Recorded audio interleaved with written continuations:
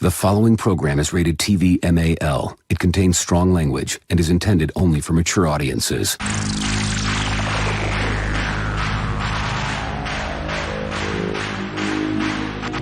TBS, America's #1 independent television network, presents the following sports exclusive. You're listening to Basically a Sports Show. Follow us on Twitter at Basically Sports. Subscribe to our podcast on iTunes. And check out every episode of the show at basicallysports.tumblr.com. Now here's your hosts, Zach, Greg, Mike. And this is Andy, and you're listening to Basically a Sports Show.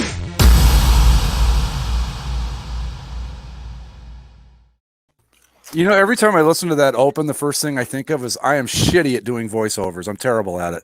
Just terrible. All right. Just awful. Well, guys, I don't mean to grab the bull by the horns here, but we do have something in the way of breaking news. Uh-oh. Breaking news. The Jacksonville Jaguars are cryptically tweeting out messages, on the Twitters, as you do, but people have been taking the first letter of every tweet and spelling out like teal is the primary. Really? Yes. So That'd be a nice change. Either the Jacksonville Jaguars are making teal their primary and going about it in the most cryptic way possible. Oh, okay. Or people are really, really seeing crap that's not there. Well, some Twitter accounts have done this. I remember the Carolina Panthers doing something like this to announce a re-signing or something like that. So it's not beyond a team's Twitter account to dive into those depths as you were. Is teal the alternate? I think right it's now? kind of corny. Yeah. Is teal the alternate right now, and they would just switch basically? Yeah. Okay. Well, good for them. I mean, it's February 15th. There's nothing, the league year doesn't start for another month. Then the draft isn't for another 2.5 months. Mm-hmm. So, I mean, I don't think we're we're going too far of a reach to say that they're tweeting uniform related news. It's time. But again, why not just go, hey guys, we're making teal the primary. Why are they doing this Rain Man, A Beautiful Mind style bullshit? What else are they supposed to do? Yeah, there's literally nothing else going on. And they're the Jaguars. I don't know. They could fawn over some Trevor Lawrence. No, they can't do that yet. There's all this legal shit. Who knows? You don't want to sit there and Photoshop him into a Jags jersey, and then 3 days before the draft, he gets accused of sexual assault or something, and then suddenly it's the Rams can't even talk about Matthew Stafford yet. They did a couple of things where they would because it can't officially go through until the league year starts. So the only things they've done is they tweeted at Clayton Kershaw, and they're like, hey, do you know any places to stay in LA, Clayton? It's or do you know anybody that wants to move to LA? Because and he said, they went to high school together and the whole thing. Oh, did they? Huh? Oh, Stafford and Kershaw went to high school together? Yeah. I didn't know that. Yeah, they were childhood best friends and oh, well, that. So nice. That's the only thing they've been able to. Basically, Matthew Stafford is going to crash on his couch. Essentially, is what I'm. Probably a pretty nice couch. Matthew Stafford can afford something on his own. His contract should get him at least a couple months rent somewhere, or a mansion in Malibu. Anyway, I was telling you guys before we started that my brother came up from Key West on Saturday to visit. And we were hanging out, and we were driving through downtown Brooksville, Florida, which is where I'm at this winter. And he goes, hey, do you know what that is? I said, no. He goes, that's the hanging tree. I thought he was making a joke. I'm like, ha, ha, ha, that's funny, blah, blah, blah. Okay, fine. It's in front of the courthouse here. And then upon further inspection, I noticed there's a Confederate statue. Oh, no. 30 feet from the hanging tree. Oh, no. I go, all right, just statue, yeah, all right, whatever. We're basically in South Georgia. I get it. And then I said, I'm going to look up. I don't think this hanging tree thing is real. Sure as shit. They have a tree in front of this courthouse that used to be used to. Now, to be fair, sort of. They weren't discriminatory in their practice. They lynched whoever the fuck they wanted to from this tree. But I think the majority of them were black people. And I was just astonished by this. I mean, maybe I'm just too northern. I don't know. Well, here you go, Greg. Brooksville, previously Pierceville, took on its present name in 1856 to honor and show support for Preston Brooks, a pro-slavery congressman from South Carolina, who caned and seriously injured Massachusetts Senator and abolitionist Charles Sumner. Mm-hmm. Well, okay. So there you go. But so I see the statue, right? And I think I'm going to take a closer look at this thing. I walk up to it. It's got CSA right at the top, right underneath where this, General fucking Cornpone or whatever his name is standing. And then below that is not the rebel flag, the Confederate flag that we're all familiar with. And I'm like, I can't believe this. There's a hanging tree that they straight up legitimately lynched black people on next to a Confederate statue in 2021. Yep. I was like, you've got to be kidding me. It is in Tampa, at least, there was a Confederate statue in front of the Hillsborough County Courthouse. Oh my God. But they took it down. But what's funny is that they took the statue down, but like the podium it was on, they kept.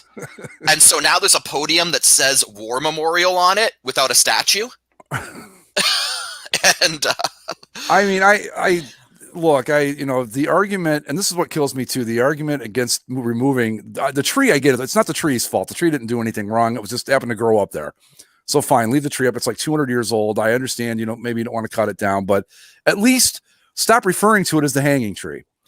But the statue, I just, for the life of me, and I don't want to go too far down this rabbit hole, but I will, for the life of me, never understand the argument that if we take this stuff down, we'll forget our history. Yeah. Again, as I scroll further down into the Wikipedia article on Brooksville, there's a subsection under history called slavery, lynchings, and discrimination. Yeah. So it's obviously notable. So here's a not so proud fact for the great state of Florida. I believe, and I would need to double check, the statistics on this, but I believe that Florida actually led the country on a per capita basis when it came to the lynching of black people. It was their chief export in Florida. League leaders. Not in terms of raw numbers, but in terms of on a per capita basis, Florida. Good job, Florida. You make us all so proud. Well, and then I promise we can move on from this after I just throw this one last bit of information in here. So I'm looking up this stuff, and I find an article in the Tampa Bay Times from 2013.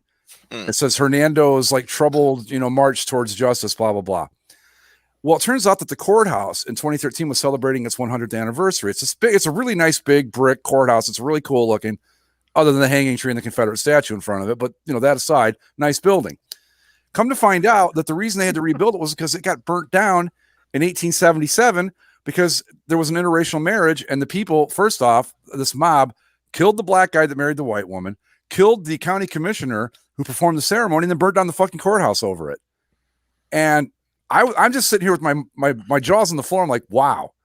Because I don't know what else to say about it, but I thought you guys might find that interesting. That is, it's on a positive note. A black guy married a white woman, and y'all took it that poorly, huh?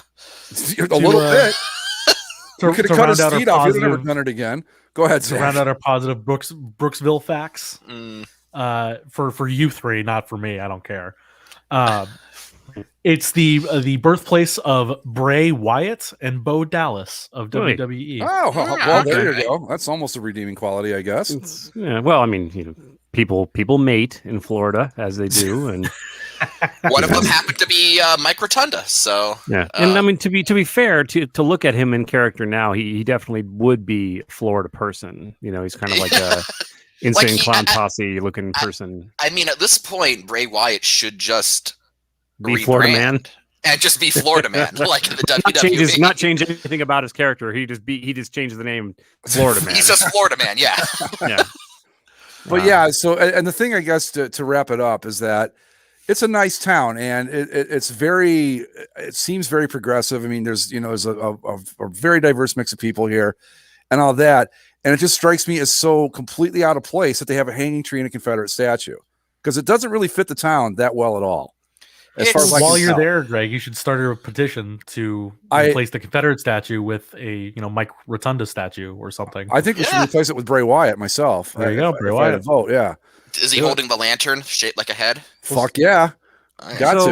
So back in ancient like Rome and Greece, I think Rome. So Rome essentially would go around and co-opt all these like pagan religions and stuff. And please, Mike, jump in and correct me if I'm wrong. But essentially, the idea of taking over these groups of people, especially if they were into idolatry and stuff like that, was they would take their special dates, their gods, and all this stuff, and then rebrand them as, you know, like, oh, this isn't Zeus, it's God. They look the same, but this is actually God.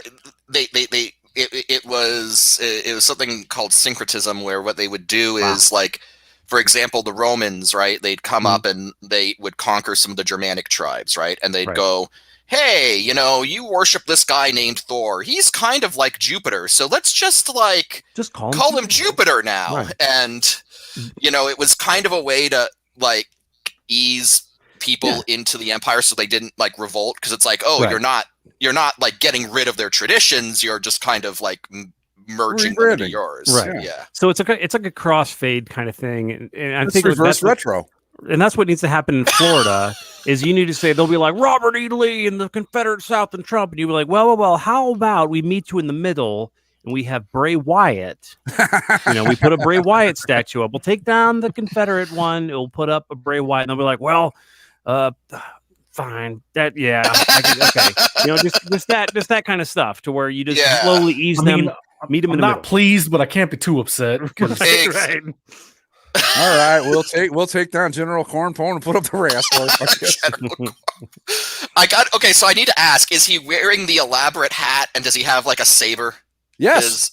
I've never seen the statue before, and I mean, I haven't seen it that closely, but I know he's got the hat for sure. That's amazing. Like, I have to look and see, because I believe me, I'm getting my good camera and I'm taking pictures of this shit before I go home. But it just seems so completely counterintuitive to everything. It was just like, whoa, because I thought my brother was just joking with the hanging tree thing. I thought he was just like trying to be funny. No. He was dead serious. It's called the hanging tree, and there's petitions all over the place to get rid of it. But like I said, you can't blame the tree. It's not the tree's fault. The statue you can blame. You can go, you can get rid of the statue, but the tree, what are you supposed to do? You know? I don't know. You can call that one Tide fan. He'll take care of the tree. That's true. I know. Are you kidding me? No, he wouldn't. No, you just lie to him, right? You just tell him it's another Auburn tree, right? That's an Auburn tree, bro. You just tell him and he'll take care of it, right? Roll damn Tide. Anyway, I thought that guy was dead. I thought he died recently. I think he did a couple years ago. I'm sure he's got people to carry on his mission of. How great would it have been if he had been poisoned? Oh, God. By an Auburn fan. It would have been cooler. Like, you don't want to get in between those fans in Alabama, all right? I'm thinking like an accidental poisoning would have just been the universe's bizarre sense of justice. I think. Well, I'm sure it was the Ents that actually killed him. That they heard he was poisoning trees. They did an Ent moot and got together and they killed him as Ents do. That tree looked kind of like Bob. Yeah, I think it does. No, it's he mistook antifreeze for Gatorade and accidentally poisoned himself. That would be hilarious to me. Also possible. But yeah. So anyway, that was my story for the day. Dennis says Dennis wants a statue like the South Park flag. I'm not familiar with it. It's in our Discord. So basically, it's on the previous flag used to be. I'll just share the screen here. I can't remember what episode it's from, but it is. It was basically a takeoff on the whole like Confederate flag argument that was going on at the time, and still is going on because So this one on the left the is old one. Yeah, that's the old one. White people hanging a black guy, and on the left, it's a multi-ethnic group of people hanging a black guy. And there's even one of the guys doing the hanging is black, so it's really not racist. Everything's just fine. Yeah.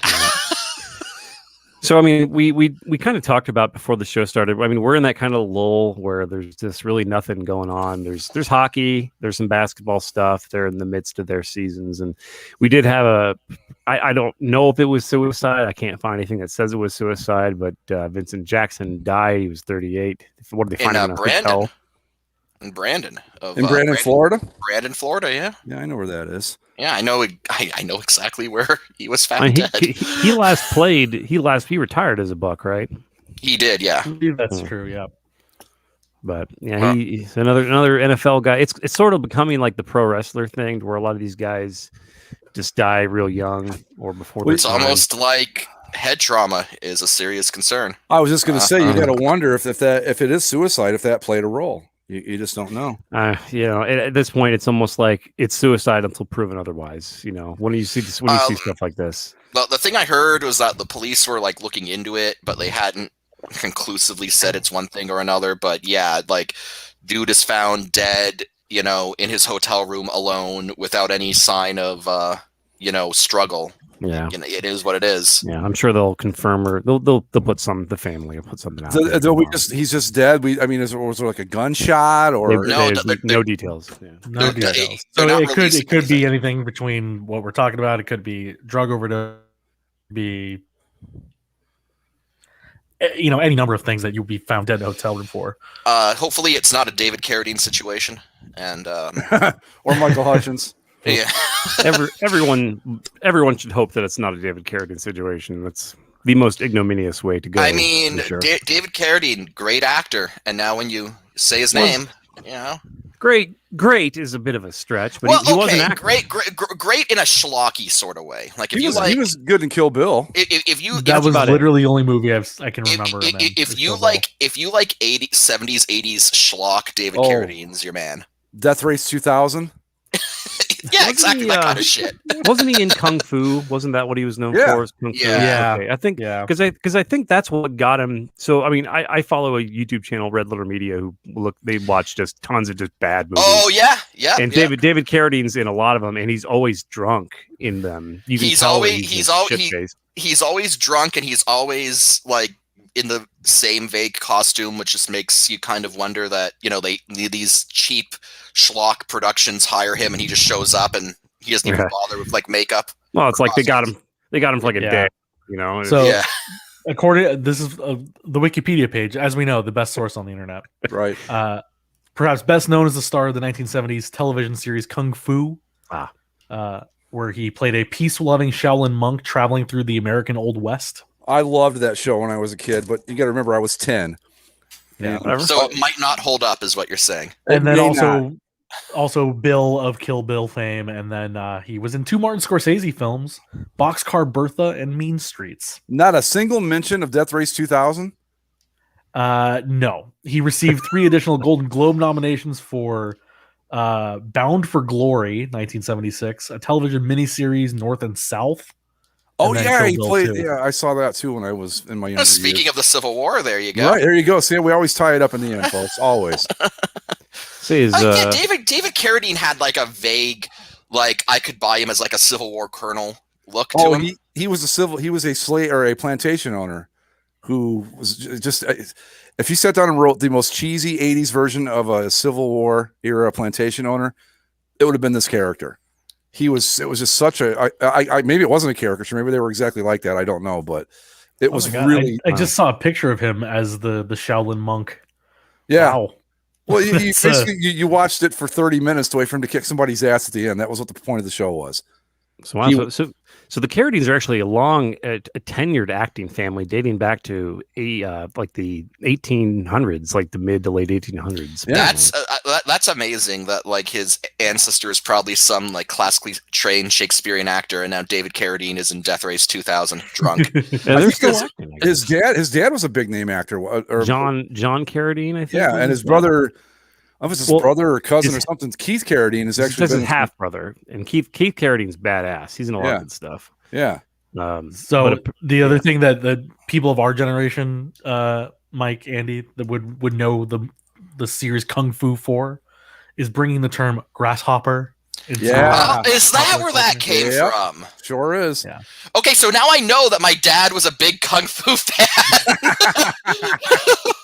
Well, Patience, young grasshopper. Well, that's the thing is you may know that turn of phrase, but you don't have to have seen Kung Fu. Right. It kind of became bigger than the show. It's kind of like wax on, wax off, or something like that, to where it just. What's in the Star Wars prequels? What was it that he referred to? Padawan. Yeah, it was basically the Padawan of its day. So more or less, yeah. Sure. But yeah, so Keith Carradine's good stuff. Go ahead.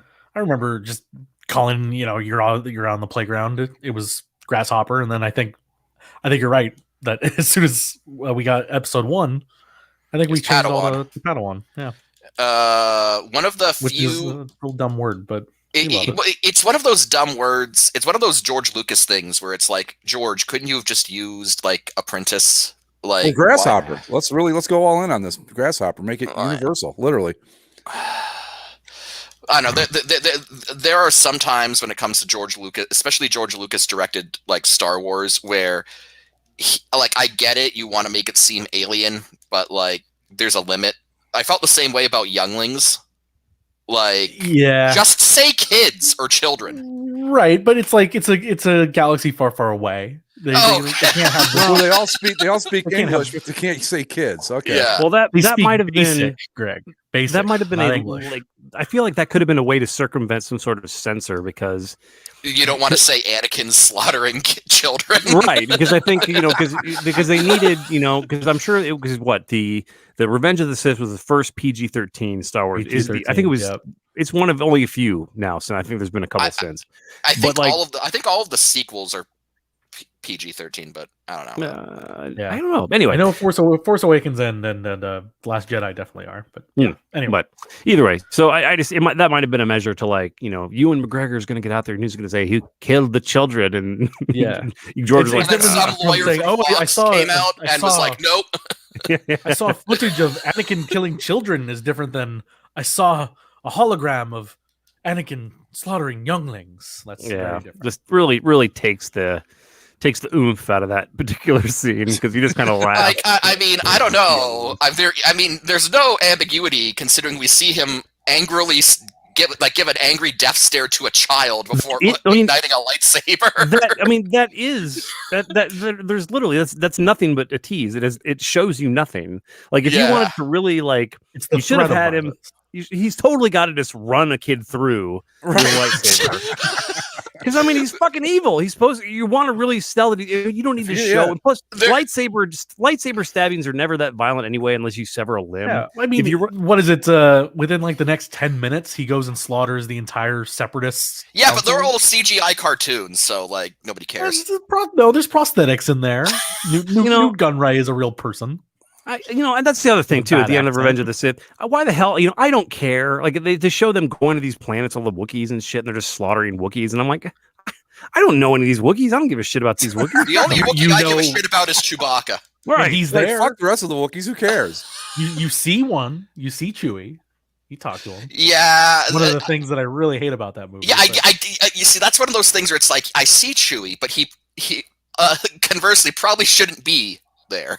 Well, I think my least favorite line in the entire prequels, besides the ones that everyone makes fun of, is goodbye Chewbacca. Yoda saying goodbye Chewbacca, my old friend. Bitch, no. Yeah, don't. No. You guys aren't old friends. Speaking of Chewie is just Han's co-pilot. He's not the general of the number 2 general of the Wookiee army. The general corn phone. Go ahead, Mike. The only thing to kind of go back to Red Letter Media, they did have a good point, which was that thank God George Lucas showed enough restraint to not have little kid Han Solo in Revenge of the Sith. They almost did. Because I was going to say, that was on a whiteboard somewhere. Yeah, you know it. Absolutely. He wanted to, and they just didn't find a way to get it in there. But he wanted to do it. Oh no! Hell, the Millennium Falcon's in one of those movies, taking off from a platform. Yeah. But it's well before Han would have owned it because he would have been a child, of course. But still, it's there. Anyway. What's that thing like? Was it the 57 Chevy of the Star Wars universe? Because it has to be pretty old at that point. If it was in so we know it was nice and pristine when Lando had it. Right, Lando got a brand new one and polished it with his capes. And then Han trashed it. Well, yeah, he had to make the Kessel Run. He had to make the Kessel. Well, are we sure it was Han? Maybe it was Chewie. He doesn't seem like he would really give no. About, we saw it in the movie. Yeah, in Solo. In Solo. We see how it gets trashed. Oh, it's that's very nice. And then Han gets behind the wheel, and they land on the next planet, and it's already torn to shit. Yeah, that's the thing. That's where there's a great line from that movie. I hate you. I know. Yeah. Yeah. Underrated film. Yeah, it was all right. I left the theater pleased, but not like I wasn't like blown away. It was like, I saw that movie and it didn't offend me. So, and then Darth Maul showed up with which made sense to only the people that had seen the cartoons, which means that I had to explain to my entire group of friends. We all got outside and they're like, Darth Maul, and I was like, let's have a seat and talk to you about robotic spider legs. And eventually we got to how that happened. Oh boy. Well, see, Clone Wars, everybody. It's real fun. We started with Vincent Jackson. Now we're on to Star Wars. So. Natural segue, yeah. It never takes us long to get to Star Wars. We can find a way to get there pretty much from anywhere.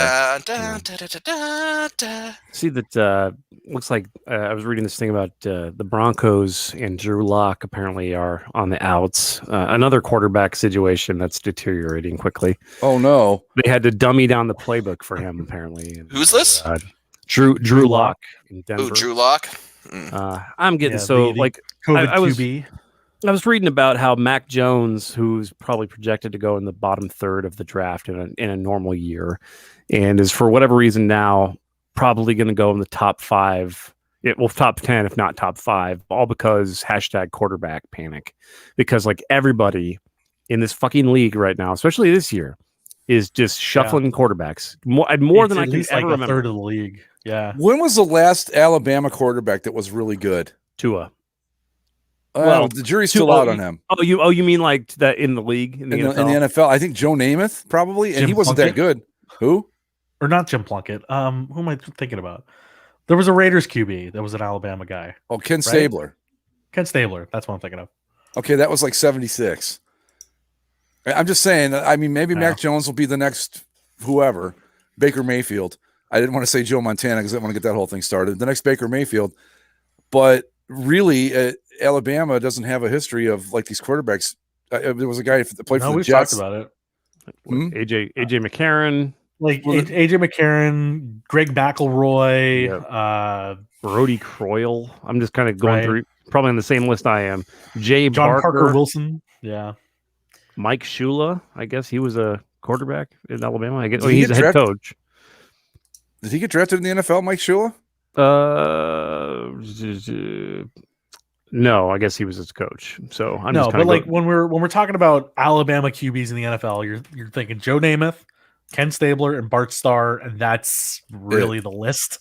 Richard Todd was the guy that started for the Jets for about 5 years back in the late 70s, early 80s, and he was serviceable. Would be the best way I could describe him. Wasn't great, wasn't terrible, just held the job for a few years. And here's the problem that we're going to have now with some of these quarterbacks. So like Jalen Hurts. Technically an Alabama QB, but ultimately, graduated from Oklahoma. Same thing with Joe Burrow at with the Bengals. Yes, he graduated and won a national title at LSU, but he also played at Georgia and was on the Ohio State roster as a freshman, right? Before he was on all three. So I thought it was just Ohio State and LSU. I didn't know that Georgia was in there too. I believe Georgia was in there too. Wow. So yeah, with the way that you see it in the high school ranks already with these kids just kind of going wherever they can play. Quarterback lineage in terms of their school doesn't mean the same as it did, even just 10 years ago. And again, we bring up Alabama, and it's like they're a football factory. They produce linemen like hell. They produce defensive secondary like hell. Running backs, pretty good running backs over all the best players. All the best players are in hell. But yeah, the whole thing with again the quarterback situation stuff is it's one of those moments where I feel like I'm trying to find the right comparison. It feels like the NBA kind of where you like associate a player forever with one franchise, then you find out they played for like 4. It's like seeing clips of Shaq in a Cavs uniform. It's like, what the hell happened? How did this happen? The Shaq one that always throws me is Boston. I always forget that he played for Boston. Wow, he didn't he? Boston, Phoenix. Yeah. Yeah. No, there's a great Phoenix, photo where somebody's taken all of his jerseys across the years, it makes a complete rainbow from red with the Heat, purple with the Lakers or Suns, orange with the Suns, yellow with the Lakers, green with the Celtics, blue with the Cavs, gold with the Cavs, red with the Cavs. But yeah, I don't know, like this whole like quarterback panic thing is so monumentally stupid. I've stopped caring because like they say stuff like, oh, Carson Wentz could be traded at any moment now, and then it doesn't happen. We've got the ongoing, Deshaun Watson situation. At a certain point, people are saying like, oh, Russell Wilson, might be, on the market. At a certain point, it comes down to like, just call me when something happens because and I understand that like a lot of these teams, like obviously, if you're the Eagles and you have Carson Wentz, you want to get as much for him as possible, but like at the same time, either like make a deal or don't. Stop wasting my time. Well, this kind of go ahead. No, I was saying this kind of segues into Houston Texans gate and all this bullshit happening down there. Fuck you, Texans. But the Watson thing is interesting because he clearly wants to get the hell out of there. JJ Watt's gone. I mean, he's kind of old, so I mean, who knows? He may end up. Pittsburgh like not will overpay for him. Probably. I mean, he's going to get paid too much simply because of his what he's done in the 4 or 5 years ago. He hasn't been the same since he's been getting hurt. But they've said for the record that they want, not for the record, but they've said they want 3 firsts or something and 2 defensive starters, some of that effect. Yeah, for Watson. And it's like and then the Eagles come out for Wentz and they're like, we want at least 2 firsts and all this crap. Oh, and it's bullshit. Like, well, that's the thing is that they've created this artificial market hoping that the panic will net somebody to overpay, and nobody's overpaying, so they just look like idiots that are bad at doing deals. Yeah, so now it's like either lower your asking price or none of these guys are going to move and you're going to be stuck with untenable situations. So well, I mean because we have Watson available, we have Carson Wentz available, Russell Wilson maybe. Right, Russell Wilson, question mark. Drew Lock up in the air. The Colts need a QB, and Washington wants a QB. And I've heard Garoppolo might be like. I've heard Garoppolo might be on the market, and that apparently Kyle Shanahan wants Kirk Cousins. Just weird. Gardner Minshew will probably be on a new team next year. I mean, not that he's a big name or anything, but they'll be Gardner Minshew being on seemed like the perfect Jags quarterback. It's gonna be weird. Like I don't know. Like he just seemed like the perfect quarterback for a team in North Florida. Yeah, he was a flash in the pan that we will never get back. I perversely hope. I hope he goes to the Bears. I hope he's a Bear next year. That'd be awesome. I'd be totally down for Gardner Minshew. We talked about this after we went off the air last week. How would you feel if the Bears got Russell Wilson?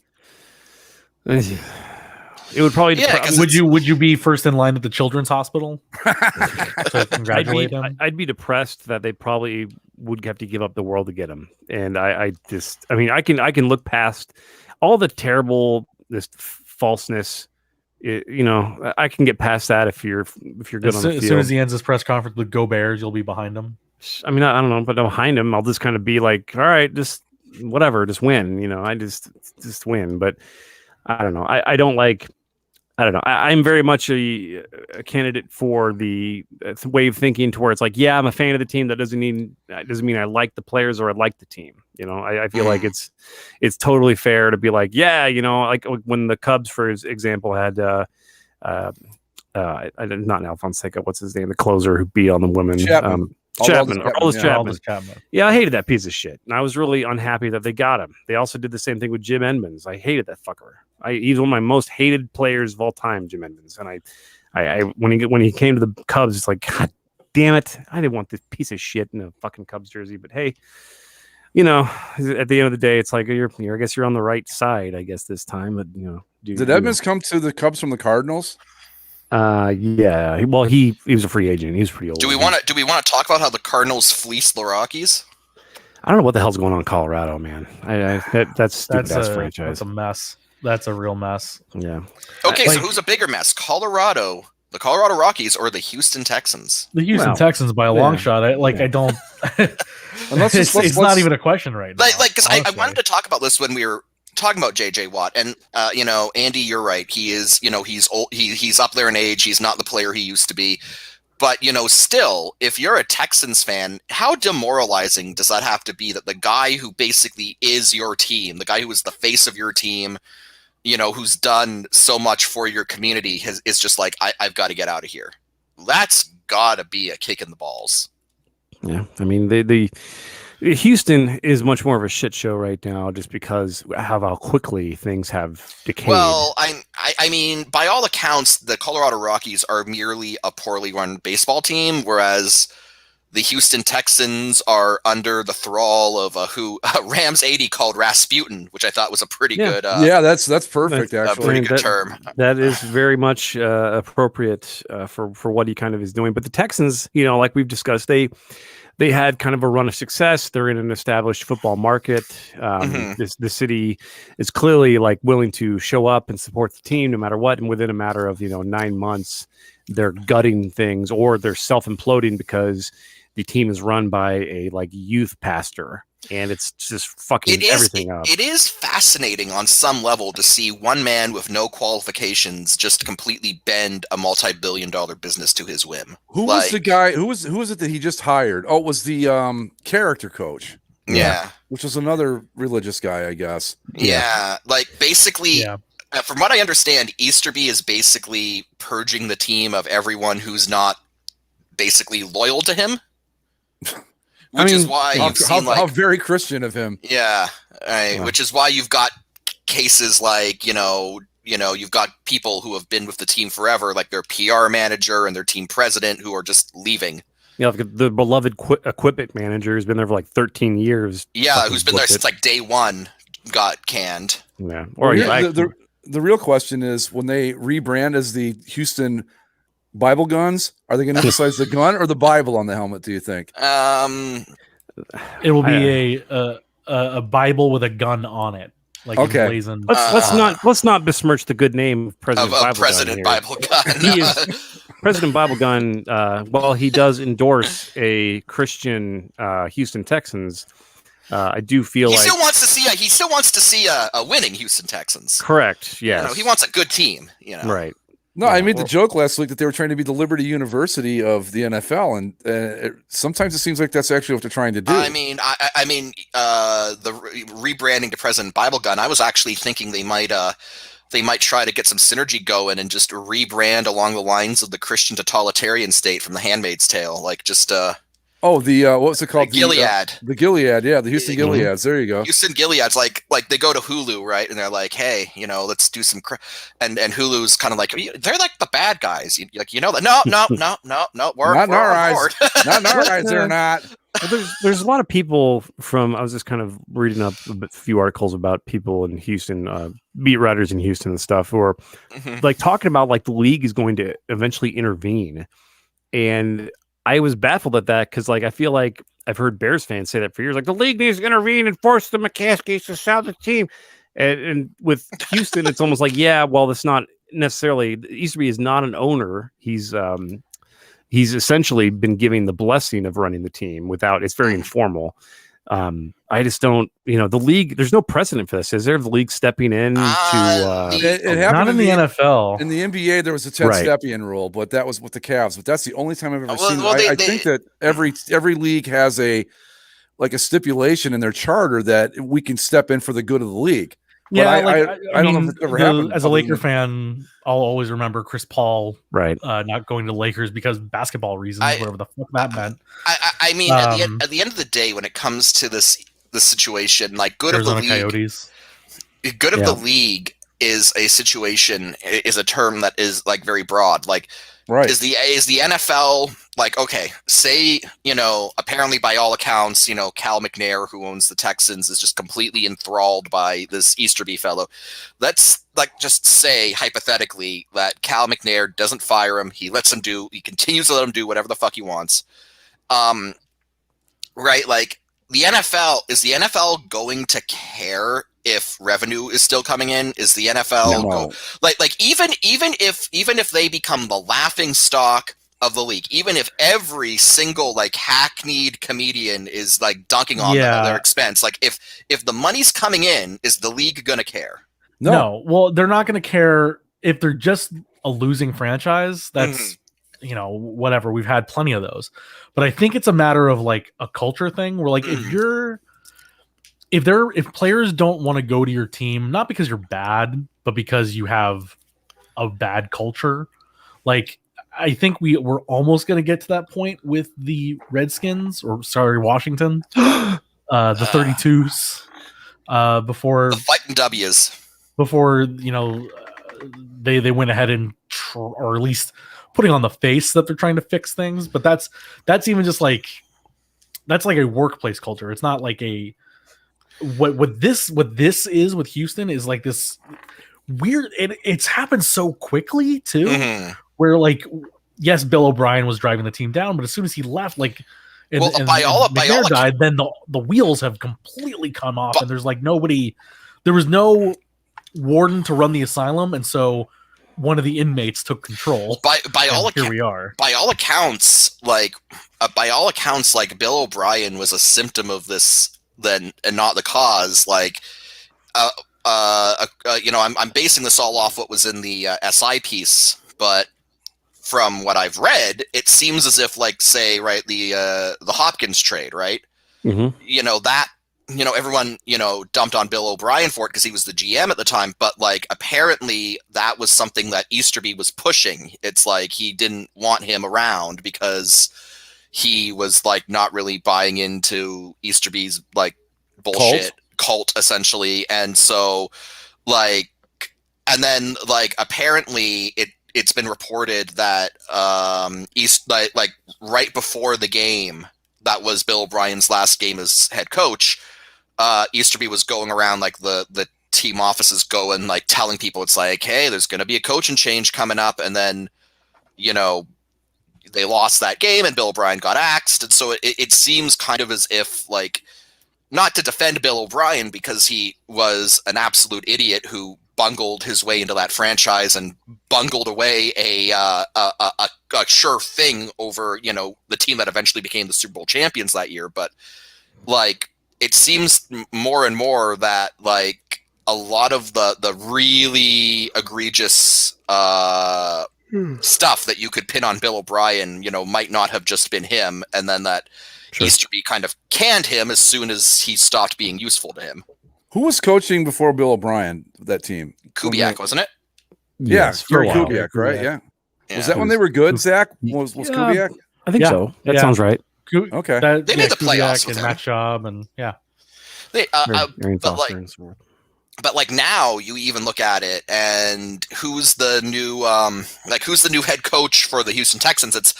It's like somewhat receivers coach from the Ravens, Arthur Culley. Yeah, 65 years old. He's going to relate real well to all those young kids. 65 years old, has never even been a coordinator as far as I'm aware, like much less a head coach.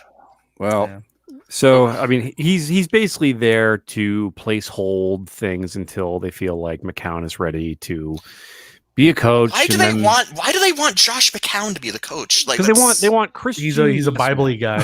They want Christian Yes-Men, because Lovie Smith is the same things. He's just a real nice fatherly figure, very, very religious, devout man. There's three things in life: faith, family, and football. Pretty much.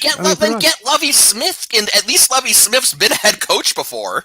Didn't he coach the Bears to the Super Bowl that year? Was that him? Yeah. He got the Bears to the Super Bowl with Rex fucking Grossman. He was. Right? I mean, he was a solid. He had a good Bears career. I mean, and he was good but never great. And then he went to the Bucks, and that was just kind of a shit show. And then he went to the Illini, and that was kind of a shit show. And now he's off to Houston, where it is a shit show. So I mean, he kind of has a trend of just going to these programs or whatever that are kind of downcast. But I mean, to be fair, the Houston situation is very unique. It's essentially one man essentially, taking over from within. Well, let me ask you guys, we joke about it, but do we really think that Easterby is actually trying to install some sort of like faith-based initiative, essentially. Yes, honestly, 100%. Yeah. I don't feel like there's any doubt about that. I don't think necessarily that the faith thing is a prerequisite. I think it's more of like, I think there's sort of like, are you a bad person type things where it's like, well, are you a mean person? Did that man he just said fuck? We had it on his Snapchat that he said fuck, and well, it's one of those things where like I hear it. You hear it in college football. I even hear it in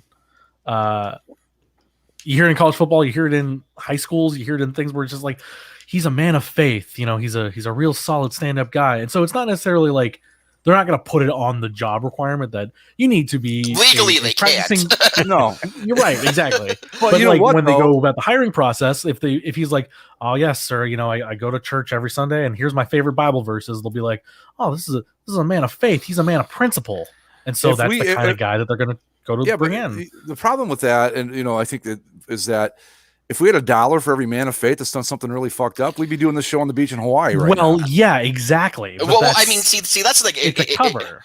I feel like if I were in that situation, I'd bullshit. I'd say my favorite Bible verse is the one that forbids wearing mixed fabrics. And just see how they take it. Yeah, it's a delicate thing because I mean I don't feel like it's I don't want to. No, there's nothing wrong with people being religious or being devout or being people. But when you when you bend it into this weird cult of personality, which seems to be what they're doing in Houston, like, and I think this is where I think tying into what Zach was saying earlier, where the league might intervene, right? Is like if this becomes a problem where players are actively telling each other, like, hey, don't go to Houston free agency. If they try to trade you to Houston, try to stop it. Like if players are telling each other that, like, God forbid, or maybe God willing, if the if the players union actually gets involved, right? Because like remember the players union, was it 2 seasons ago, came out and basically was telling people like, hey, if you go to Jacksonville, like, keep in mind they're responsible for like half of our reported grievances. So if the league if the Players Association gets involved and starts telling people like, hey, don't go to Jacksonville, then I think that might be where you see, like, if there's any hope that the league might step in. It's like, it's not that they're bad necessarily, although they will be bad, but it's like, if there's some kind of weird situation going on there that players are actively trying to avoid, then that might, require the league to come in. Yeah. And I mean, that's not a fast process here. That's going to take probably a couple of years. That's going to take a couple of years, to build that reputation, to get enough complaints into the union, that sort of thing.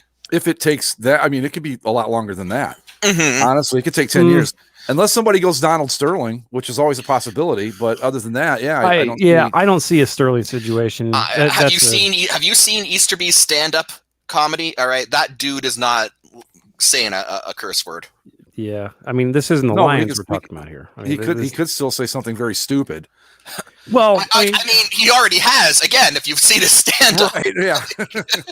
I think that Mike, he was only one person away from going full on, like, imitate a black person in that thing. Come on. Yeah, it was. Oh God. No, I don't know. I think with Houston, I think it'll happen. I think 2 years is a good timeline. But just, man, if I was a Texans fan, I would be so. I mean, it's weird because if you go through their community, become a Cowboys fan. Well, that's the thing. I think a lot of them are looking to temporarily join to other fan bases for a while until the situation is figured out, because they need a lifeboat franchise because they don't have theirs anymore. If you are a Houston Texans fan and you are rightfully feeling distraught about all this, become a Cowboys fan for a few years. All right, I know they're the in-state rivals, but you know what? Jerry Jones is an idiot, but at least he seems to give a shit about winning football games. And go be a Buccaneers fan. They'll take anybody, right? Oh, I couldn't hear you over the continuing celebration from this. Yeah, did they fish the trophy out of the river, or? Okay, that was hilarious. That woman, the daughter of the guy who. Oh my God. Oh, the the daughter, the daughter of the supposed daughter of the guy, the silversmith, the silversmith of the trophy, came to social media to be like, they were disrespecting my father's memory, and it's like, relax, lady. It's not the Stanley Cup. They make one of these every year. It's like, and besides, speaking of the Stanley Cup, do you don't want to know half the shit that the Stanley Cup's been through. Yeah, right? Like the first literally shit. The first response I saw to her, one of the stories about her was, you don't even want to know about the Stanley Cup. Or like, thank God it wasn't Lord Stanley's Cup. I mean, it was a million of them. It was every bodily fluid and substance has been in and on the Stanley Cup. My favorite Stanley Cup story is that it went missing for 2 days and nobody could find it until it randomly turned up in a parking lot. I mean, that's perfect. My favorite used to be when Mark Messier took it to a strip club, but that's even better. That's awesome. Yeah, Mark Messier in the strip club, or used pool. Or the time when, this is way back, in its early days when it was just the Cup. Yep. The original Ottawa Senators won it. This is exactly what I was going to bring up. Yeah, and one of them was bragging about his football skills, and to prove it, he punted the Stanley Cup into Rideau Canal in Ottawa. See, but don't you think though that kind of stuff makes the Cup even more interesting? Sure. Yeah. It's awesome that it has that history. Like when I saw the video, I was like, "Holy shit!" It's Tom Brady, so of course he's gonna complete the pass. But it was like, but what if he didn't? What if he just dropped it in the river? I thought about that too. They had some scuba divers down to that's not a river. That's the bay. That's like ocean. Yeah, that's pretty deep, I think, too. Right. So, but you get some scuba divers, you go find it. Big deal. That's what they've done with the Cup. But again, it's the Lombardi Trophy. Like, I'm sure they have spares like ready to go for next year already. That's the thing, is that they make a new one each year, and it becomes, as soon as they're done with it, it's property of the NFL, and when it's won, it becomes property of that team. Yeah. So I mean, shut the hell up. Nobody cares about the opinion of the silversmith that fucking made it, Your services were rendered. What I did care about was drunk ass Tom Brady, who got like one slice of a strawberry and was sent sideways. No, man, he did a shot of tequila. A little bit of tequila. That was the funniest thing I heard, though, was that somebody slipped him a strawberry. Well, if that was a little bit of tequila, he didn't have enough glasses of water. Sure. His definition of a little bit of tequila and mine are completely different, because it looked like that little bit to him was like a half a bottle. It was. It was hilarious. The best part about that video is that he's like waving to the fans, and like he tries to walk towards them, and then like the team rep is like guiding him away. Yeah, it's this way, Tom. Please. It's hilarious. It's like he is a magnanimous emperor. He just is. I want to be with the people. He's not a good day drinker, that's for sure. I just don't think he's a drinker at all. And the guy's diet is so. Well, you know what? I think it's kind of cool that he got hammered. Let's be honest about it. Why not? I mean, he got hammered on a boat. You won. Go for it. It's Florida. He got hammered on a boat. Big deal. That makes him like everyone else down here. It's one of the best parts of every sports celebration, especially with hockey. Especially the players are just all shit faced. I mean, it's like parade. Again the Brett Hull speech at the Blues Stanley Cup parade. We went Blues. Yeah. And again, in his mind, he thought he'd just crack the code of the universe. I mean, when you take it step by step, it's not stupid. But when you say it out loud, it's very stupid. Like you know about this, Andy? What we're talking about? No, I don't give a shit.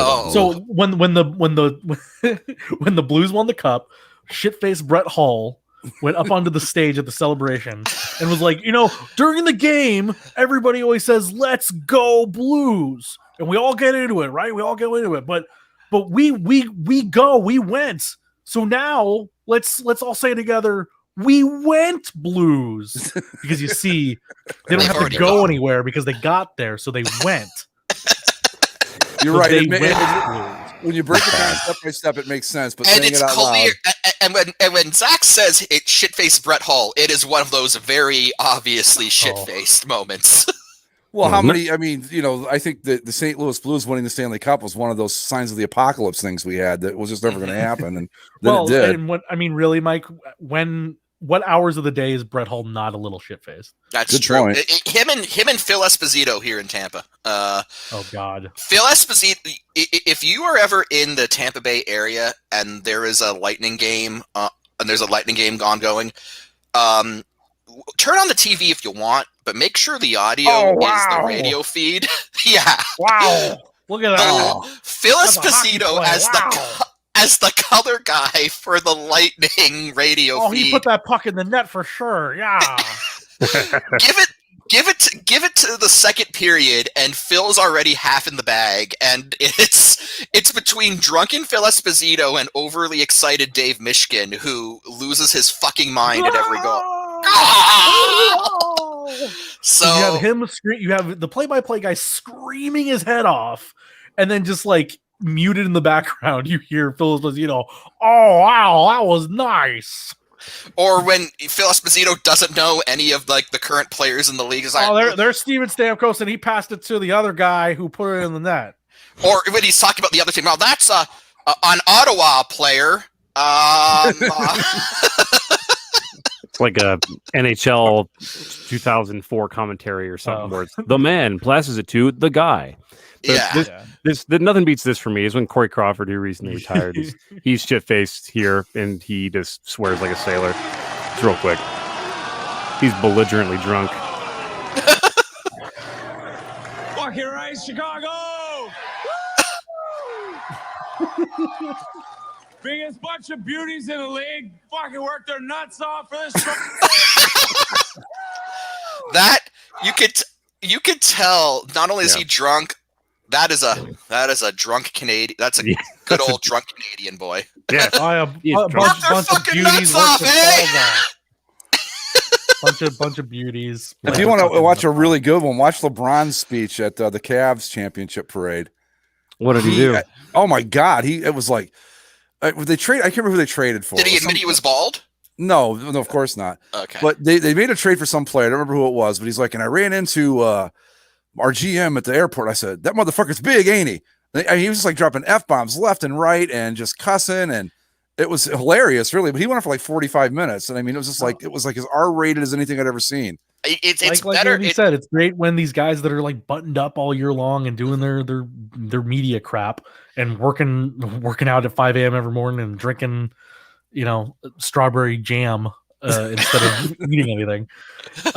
When they get to just they're like true biggest party that they get to have when they get the release and they just drink nothing but champagne and Coors Light for 48 hours, and that's that Corey Crawford video is brilliant because not only is he like belligerently drunk, but it's like the Chicago Blackhawks championship belt just kind of adds to it. Like, the fucking right, Chicago, we're gonna fucking nuts off. Whoa! Like the Go Hawks!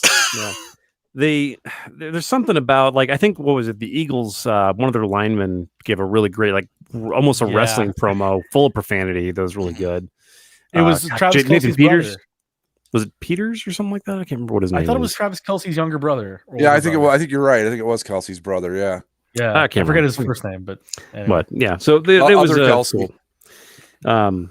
But I don't know. It is nice to see these guys who essentially just I can't imagine just you dedicate 4 to 10 plus years of your life to winning one of them, which makes Jordan's accomplishments even more astounding. That guy fucking every summer he was quaffing bourbon and cigars and had to start training camp a couple weeks later. And I will say for Mike that the city of Los Angeles has been quite jealous or envious, or not even envious, but just kind of like giving side eye to Tampa Bay because they've got to actually have the drunken celebrations in the streets. Look, it's you can do this shit when you have a governor who gives zero fucks about anything and just is like, no restriction. Everyone can do what they want. Like, I think it was just this last week. Like, the White House finally said, "Oh yeah, we'll invite everyone when it's safe to come up." It's like. It's like, fuck it, we're going anyway. We've already done all this. What can it hurt? Yeah, Tom Brady's going to show up at the front door one day, be like, hey. Drunk with tequila? What are you doing here? No, Tom Brady's going to be drunk by the quote unquote drunk by the door. He's going to be holding like a strawberry flavored like non-alcoholic seltzer, and it's just going to be a like wine cooler. Oh yeah, no, it's like he's like Smirnoff Ice.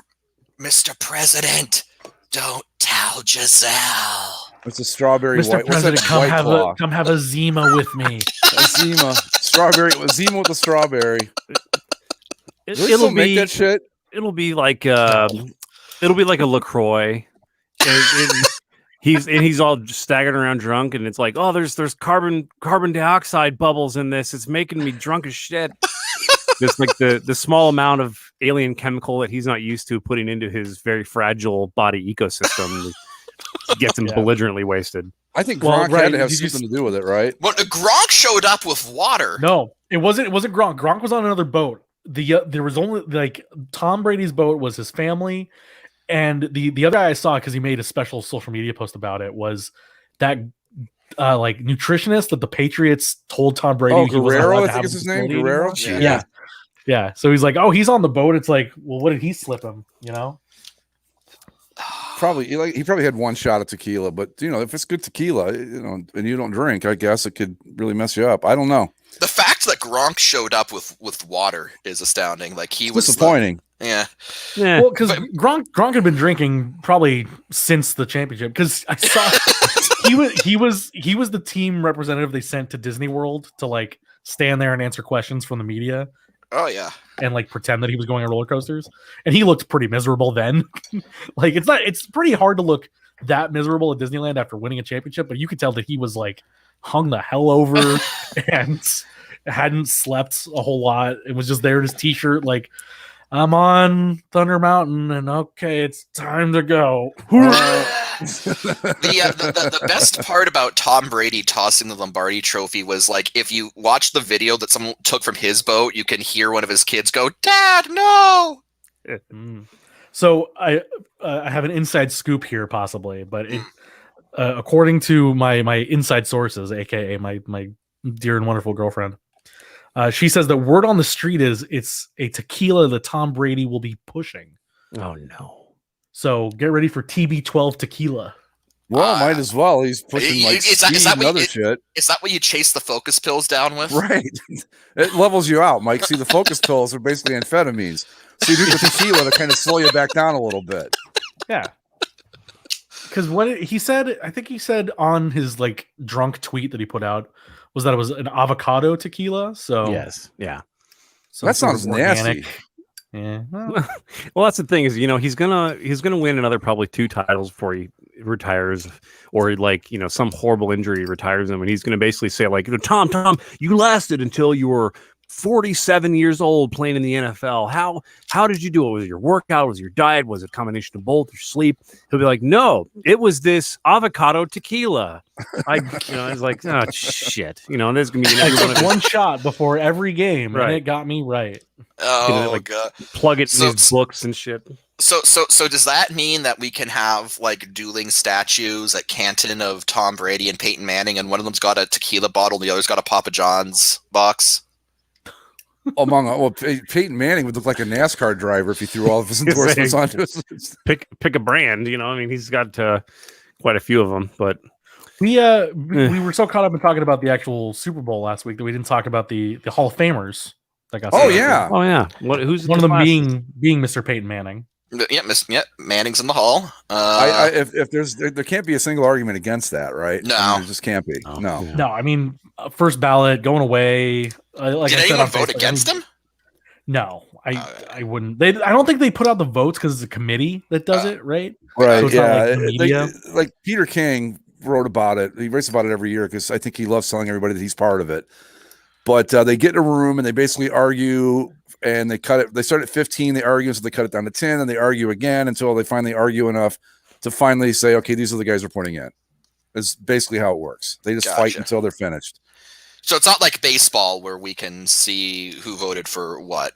No, but I do want to meet the guys that voted no on Babe Ruth and Hank Aaron and some of the others. I really want to meet these people and go, what the fuck are you thinking? It's probably a bunch of like crusty old fucks from 1912 who are like, home runs are a gimmick. Well, here's a question before I go into the list. Here's an interesting question because we had the NFL where they put in 8 guys, which is kind of the norm, I think.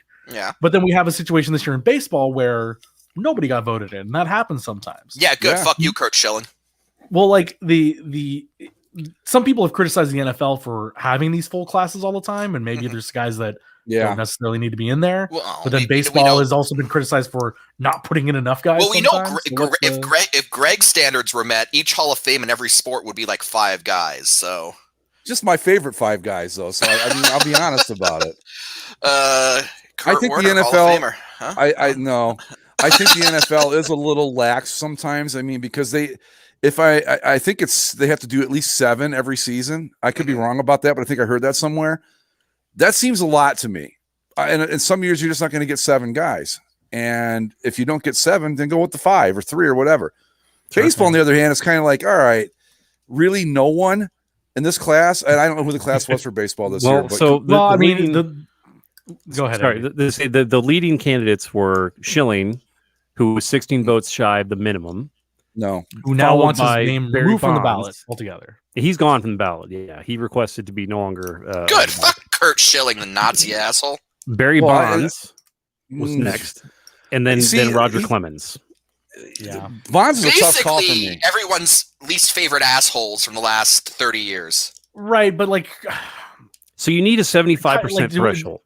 Okay, and just because dudes are assholes, does that mean that we keep them out? I mean, if that's the case, then we should get rid of half the guys that are in the Hall of Fame. No. Well, this clearly is I don't know what the Schilling thing is. I don't. The Schilling thing has to be the political side of it, right? Yeah. No, he wasn't that good.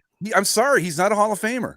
I mean, that's just. I mean, fuck his. But he's got the story, and he got the World Championships and the bloody sock, and I don't care. He's not a Hall of Famer. As simple as that. Kurt Schilling will be one of those guys who gets in when he's dead. He'll get in when he's dead, long after many years from now, when they'll finally be like, it's 2037. Finally, Kurt Schilling makes and they'll be like, who the fuck is Kurt Schilling? And then they'll have to explain it because he's been dead for like 3 or 4 years. No, I really do believe that. The politics probably has something to do with it, but at its base level, he's not a Hall of Fame pitcher.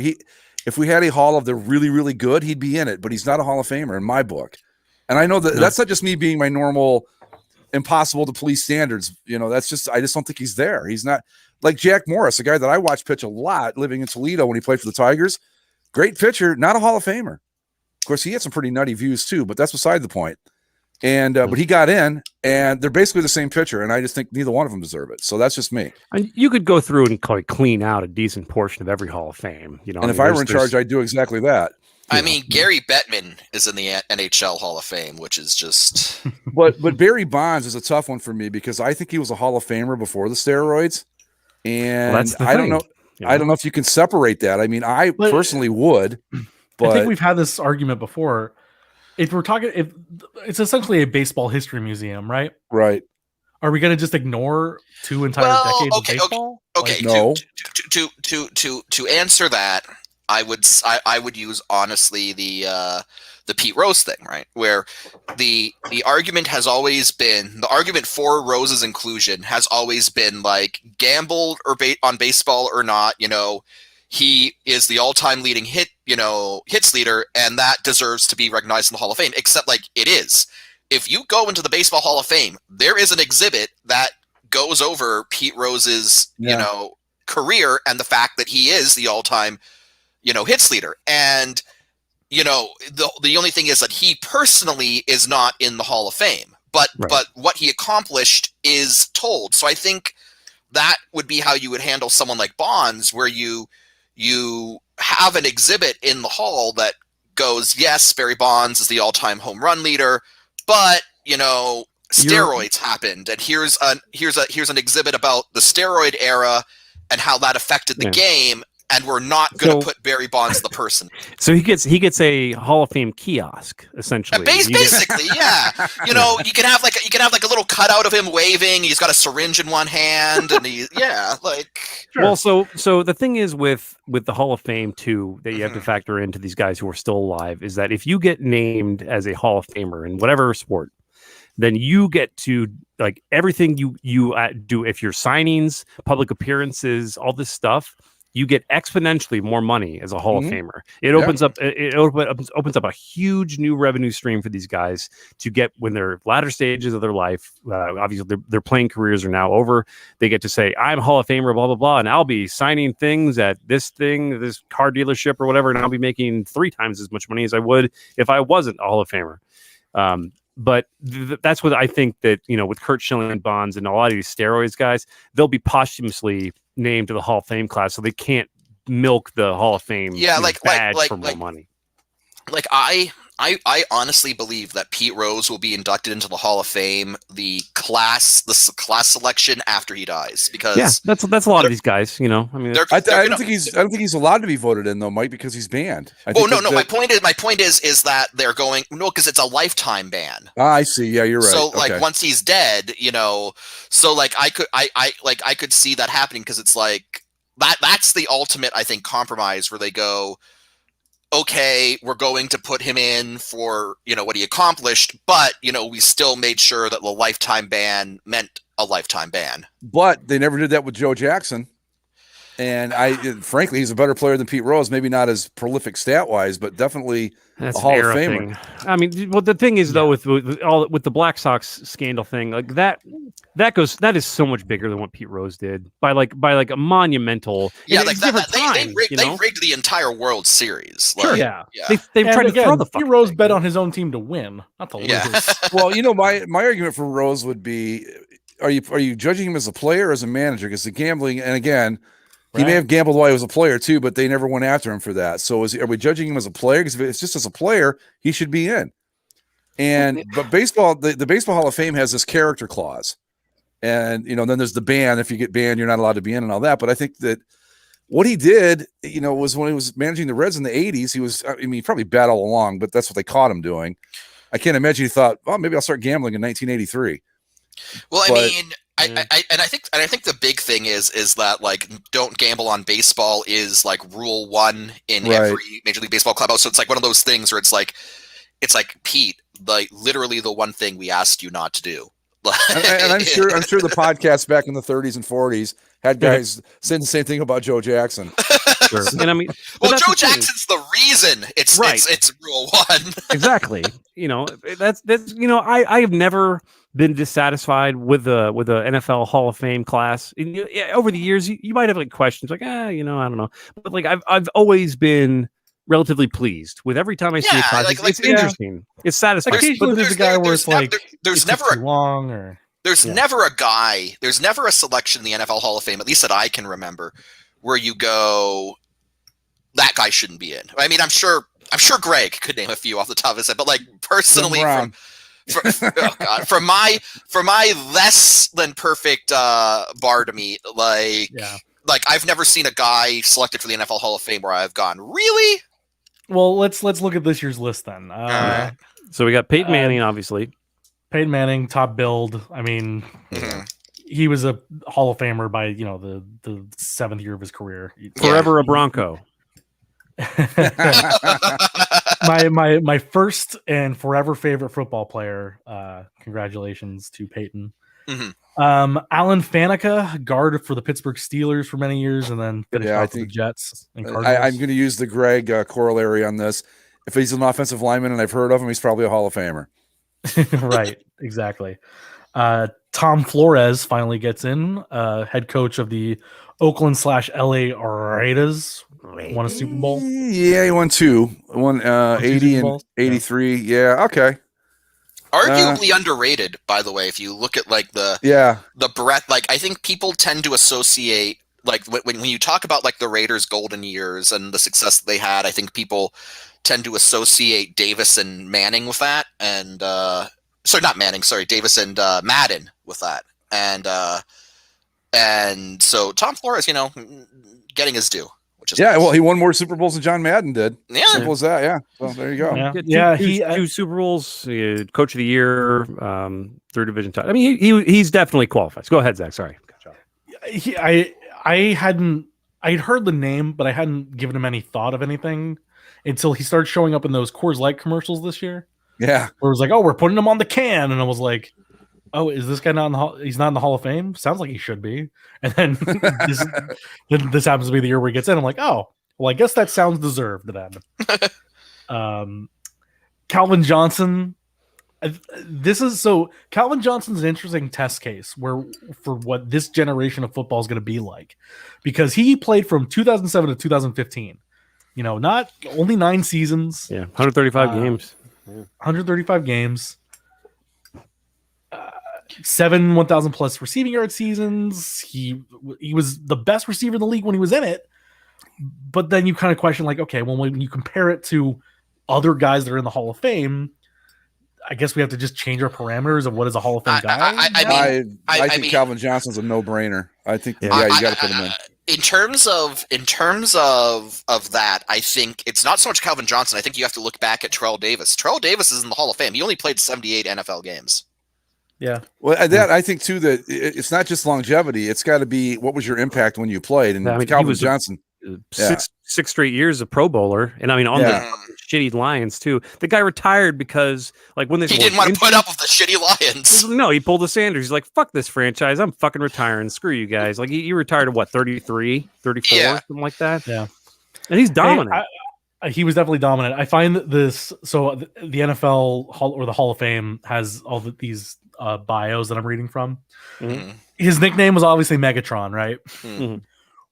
This is what the Hall of Fame thinks that he was named Megatron for. It is ridiculous. I'm reading the same page you are. For strong robotic-like abilities on the field.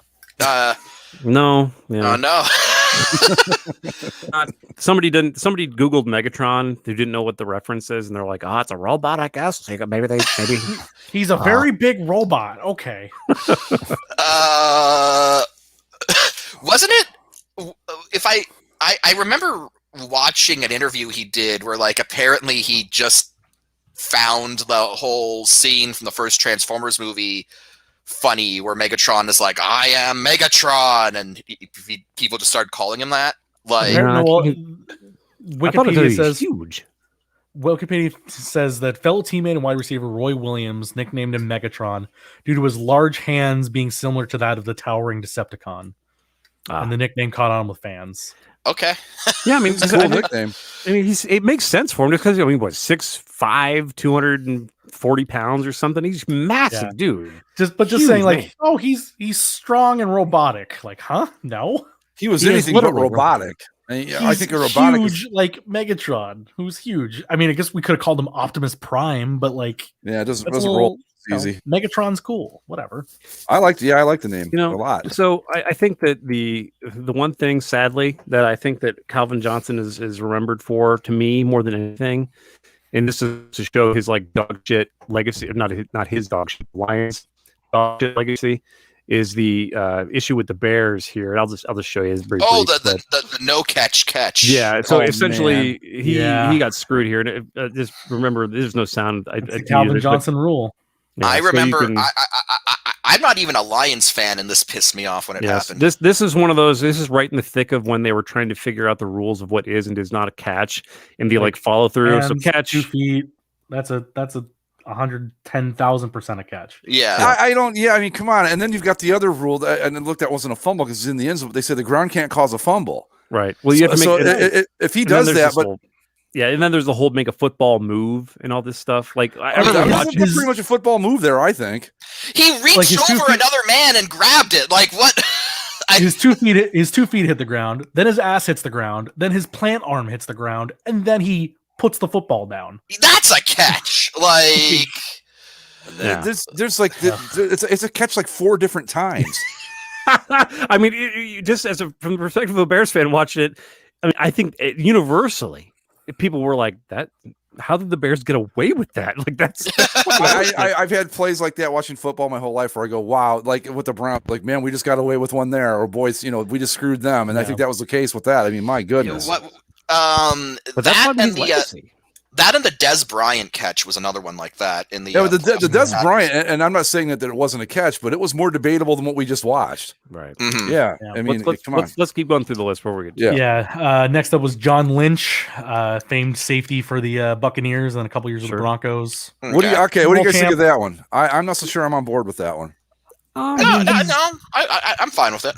Okay. As far as I'm concerned, he was the impact secondary player of his generation. Right? Yeah, okay. I think safeties are, there's he played 10 years for the Bucs, Pro Bowl safety play. Okay. I didn't realize he played that long. All right. Yeah, 15 seasons total. Yeah. Yeah, he played he finished with the Broncos, but he's always known as a Buccaneer, and he was. And plus, as safeties, there's very few safeties, so I think it's important for the league to kind of, to nominate and recognize the. And we'll find out how good of a GM he is if the teams he fields can stay healthy long enough. So, I mean, eventually he'll find a quarterback at some point. Yeah. So we have Bill Nunn. I'd seen some sort of video piece on him earlier in the year where he was, and it kind of describes it here, that he was very influential in scouting the historic black colleges and universities, getting guys, like John Stallworth, Mel Blount, Donnie Shell, as they list here.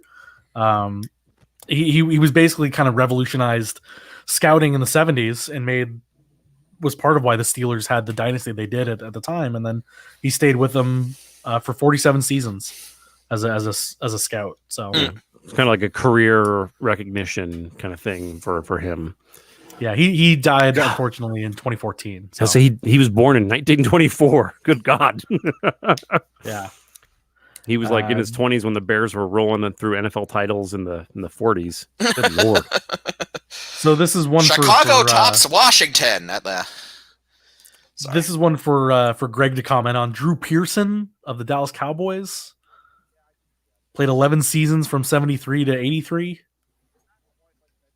Greg, Greg, I think is so disgusted by he hasn't. It's like he hasn't heard the name Drew Pearson in. No, I'm here. What's the problem? So you're not old enough to know who Drew Pearson is. No, I was saying he was kind of, I mean, not like nearly as dominant as Megatron, but kind of like a similar guy. Just a short career, but really a great player. Yeah, he's 6 feet, 184 pounds. So Megatron's a little bigger than him. But but I'm trying to think of like a comparable player to him today would be Julio Jones, maybe. Oh, well, for us, he was on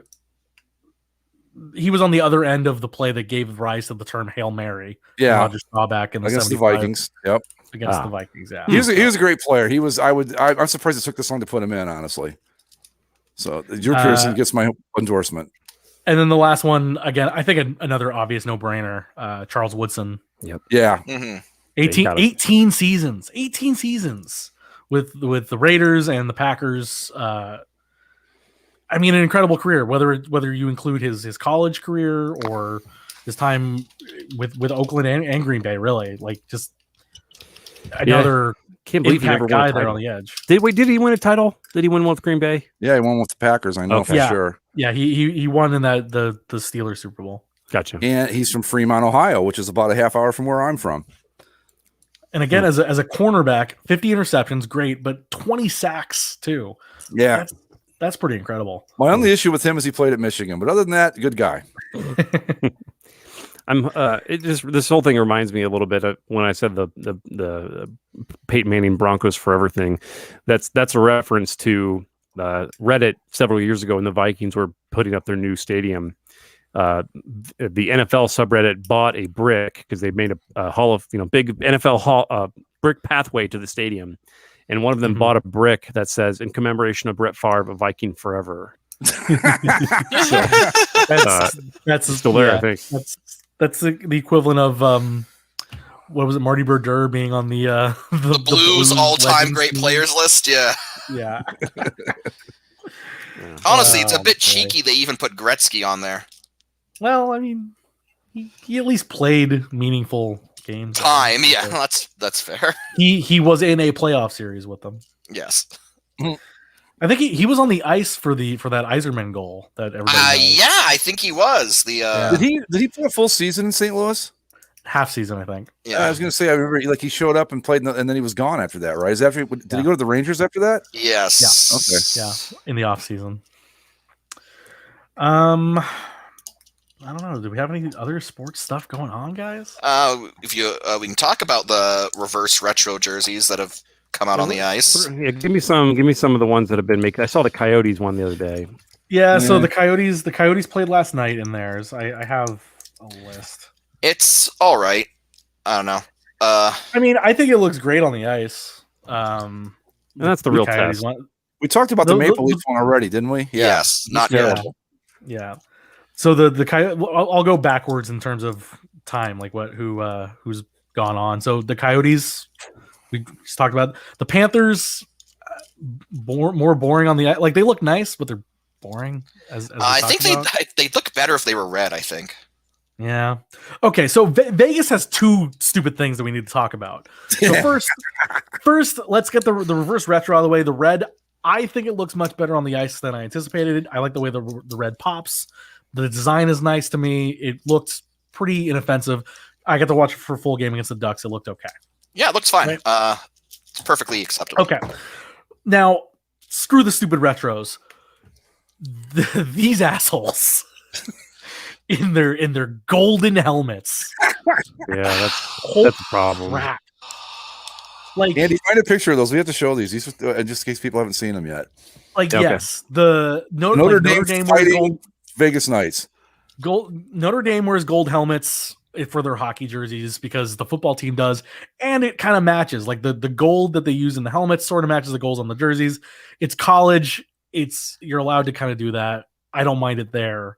The minor league team in Vegas, the Silver Knights, has been wearing silver lids all season long, and that same style, that kind of chromy looking reflective. Yeah, stuff. So not great, but it's the minor leagues, and it's who really cares. Yeah, that's gimmicky fun, But this looks like garbage. Like beyond that, it's kitschy as all hell. It just looks terrible because it doesn't match the Knights like fabric gold. It doesn't match anything really. It was terrible to look at. Again, they played against the Ducks, and thankfully the Ducks beat them that game. So hopefully they don't wear those things ever again. Okay, but just like there's leagues in Europe that do this with whoever the leading scorer is wears gold helmets like during the year. Like one guy though, just one guy. This just furthers Greg's dislike of anything European. But these look terrible. What do you mean? I don't. What dislike of European stuff? What are you talking about? No. I was trying to make a belabored Greg doesn't like soccer joke. Oh, okay. Yeah, well, that's true. Yeah, I see what they were going for here, but it's the same exact problem that Notre Dame has in football, to where it's like you have the shiny gold helmet, and then you have this kind of non-as reflective metallic. Anyway, I think the gold kind of is metallic on their uniforms, but compared to that, it looks so jarring and just bad. It looks ostentatious and it looks gaudy, and I know some people are going to go, "Well, that's Vegas, LOL." Right. But no. All right. At a certain point, you've got to leave the local tie-in stuff, in the back because you just look stupid. And this is one of those cases. They look stupid. And I think it was a major mistake for them to wear them with the regular jerseys because they like Andy kind of laid out. They don't work.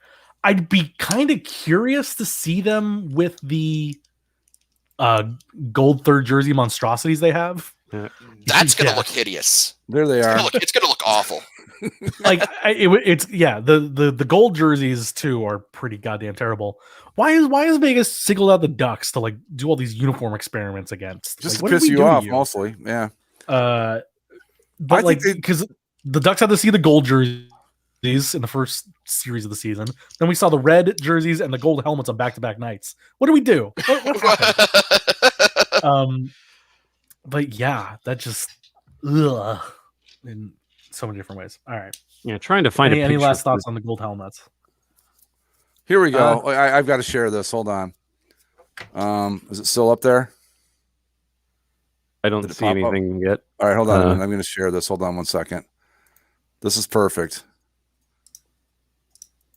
Let me get the picture here. There he is. Okay. No, I don't want updates. Thank you. And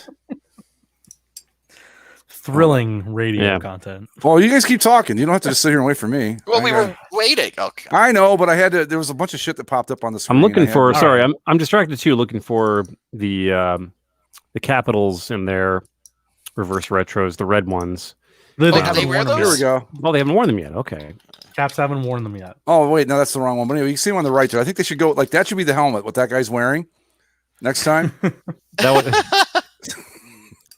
Yeah. So wait, that when guy is- are they wearing those? When is the Washington going to be? I think wearing they were supposed to wear them on the 9th, but that game got postponed due to COVID. Oh, So okay. it got moved. When are the that's the Ducks thing, like, breaking out? When are the Ducks breaking out the Wild Wing?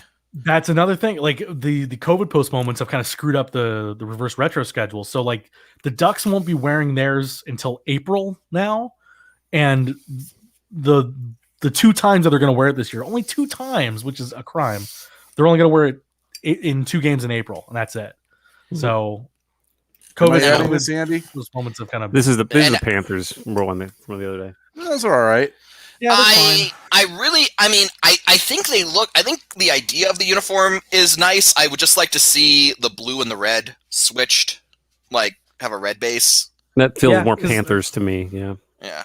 Yeah. Now the question is, the question we're all waiting to see answered is when will the Red Wings debut their stupid generic template jerseys? Well, here, let me see if I can pull it up, because the mothership has an article with all the schedules for these things that they've been able to find. Truthfully, by the way, I'm not a fan of the Coyotes. It's fine alternate, but I feel like the dark green and dark red original look is the way to go. Absolutely. I think the purple just pops so much more, because I think the green was too muted. No, but I mean that's fine, and I like that this would be an alternate. That's the thing, is this would be a nice third, but I want them to stick with the muted green and muted red. Like I love the Kachina, everything else. Like that is to me what the Coyotes should always Oh, everyone with the Kachina. No, I'm kidding. be. Get out of here, Mike. So anyway, going back in time further, Calgary debuted the Blasty, the horse. Yeah, jerseys. those look good. Yeah. I was kind of surprised at how well they looked on the ice. Yeah, I wasn't a fan of them personally, as far as like when I saw the announcement of them wearing them. But once I saw them on the ice, I'm like, yeah, those look pretty fucking good. It's a nice change of pace from the retro primaries that they went with, because it's like, I don't think black ever necessarily was bad for the Flames, but it just never really should have been their primary look. And if they can break out the Blasty uniforms every now and then good on them. Yeah. Previous to then, the team just before Calgary was the Preds with their throwback. Oh, there's the Flames real quick, guys. I love those. I love those good. pant stripes, by the way. Yeah, they look good. So Yeah, the Predators. I like it, but like it, I would love them to have that as a third still. Mm-hmm. But it's almost too jarring of a change from the retros that they've embraced for the home and the road. I like to have a little bit more cohesion in my uniform set. Yeah, like I understand that it's supposed to look way different, but You want cohesion, but you also just advocated for a giant purple jersey with a. no, but Well, okay, no, but I'll defend that. that still works with like the Kachina stuff. I know It works with the Coyotes, and I feel like the Splasty is totally fine for the Flames third. If they have, if they go to the proper flaming sea, white and red and yellow for both home and away, and then have that as a third, you're done. You've set. You need to change nothing else about your aesthetic. The Flames are complete, in my opinion. The Coyotes, same thing. You go with Kachina home and away, and then you have the purple alt. Then you're set. Leave these things alone forever. Please stop fucking with them. Thank you. Since the last time we talked about them, the Habs debuted their blue. Oh, which I know Mike hates. Let's have a look. I'm looking forward to it. But here's my thought on them. They are very good. They're very beautiful jerseys. The Reds are superior. Of course they are. It looks properly French. Like there's no doubt about it. That is a French ass team. Mm-hmm. But this does look weird. The Montreal Canadiens in blue is a travesty. Here we go. We ready? You got it? This one will have to do, yeah. So I mean, you can kind of see just. You know what? They're nice, but they're not the Reds, right? No, Yeah. I mean they look okay. I mean they're Yeah. Yeah, you almost got to go with like red shorts, red breezes with that. You can't. You gotta have red shorts. That's the thing. Yeah. It's not a bad alt. I mean, for the Canadiens, I mean, you don't really have a whole lot of flexibility with their look. I mean, you could argue that the Montreal Canadiens are one of those teams that maybe shouldn't have an alternate.